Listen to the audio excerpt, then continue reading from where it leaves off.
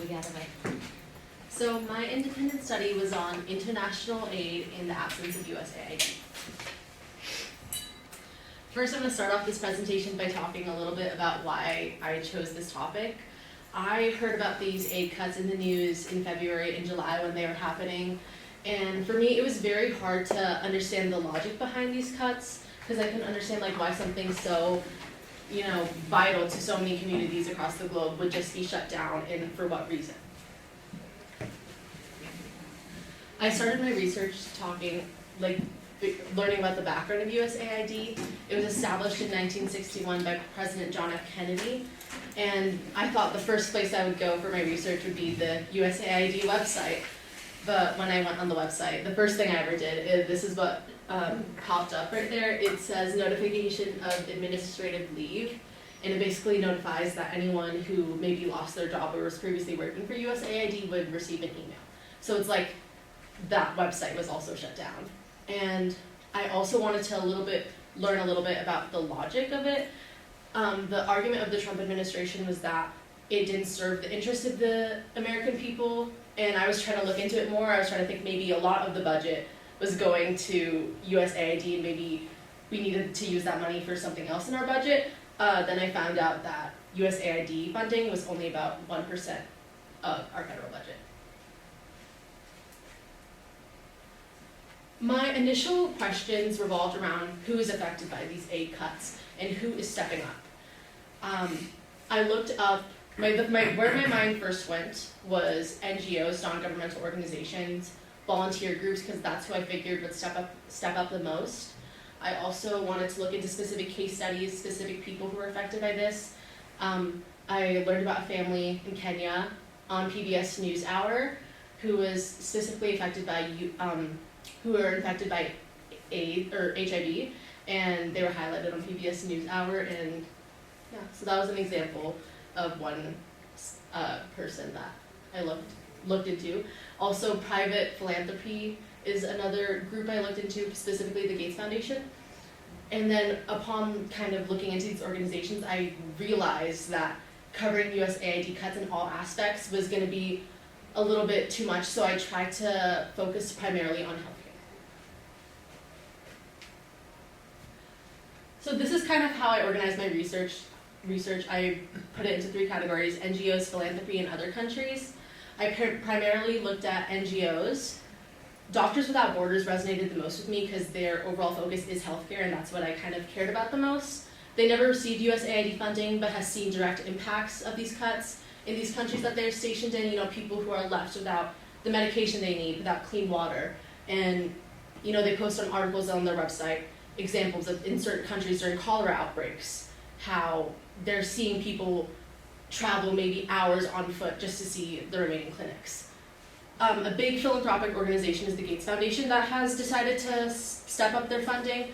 They have decided to double their giving over the next 20 years, and that brings them to around $200 billion over the next 20 years until the foundation shuts down. Other countries stepping in are Norway, Japan, and China. They've all decided to step up their funding. Other countries stepping in is kind of an argument that a lot of people make on why USAID should remain in place, because it could lessen America's influence in the world, and leave these vulnerable countries subject to the influence of other nations like Russia or China.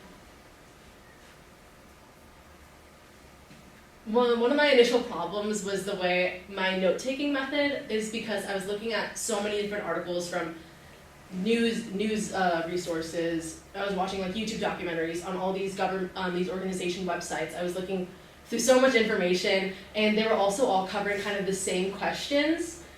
And I was organizing my notes by each article I was writing, so I decided to go back in there, kind of organize it by the question that they were answering, because they all kind of covered the same questions, like what is international aid, what did the USAID do, why did they lose funding? So I decided to organize it by those questions instead of by articles, because they all kind of overlapped together.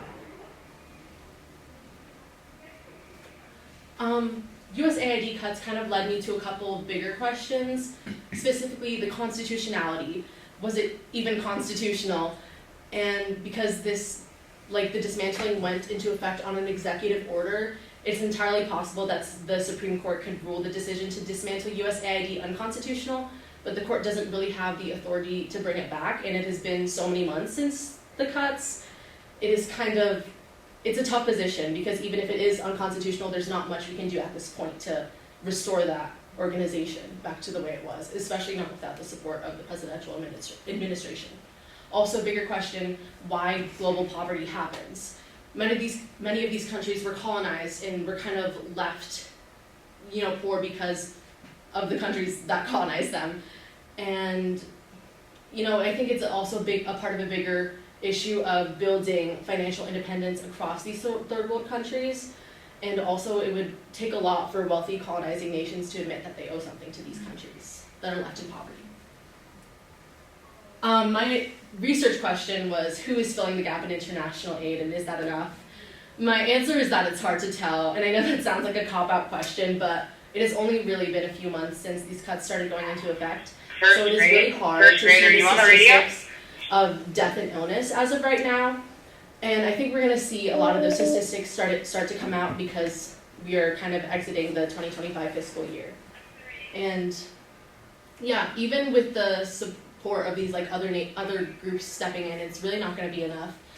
USAID, the United States, has previously made up about 40% of annual aid funding. So it's going to be a big gap to fill up.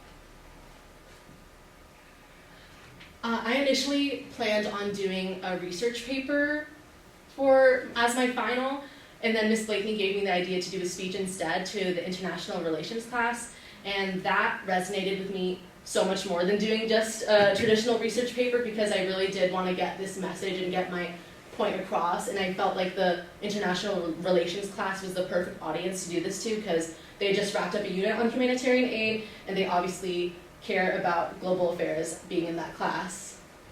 And then this is just what my speech looked like in my work citing. And going forward, I think this study kind of made me realize how much I care about humanitarian programs, and this more so than before, I kind of see myself volunteering abroad, taking international policy classes in college, or even exploring a future in diplomacy. And it also made me realize how critical the state of these countries are. Even with USAID funding, these countries, like global poverty was a crisis, and now deaths due to disease, sanitation, lack of water are only going to rise.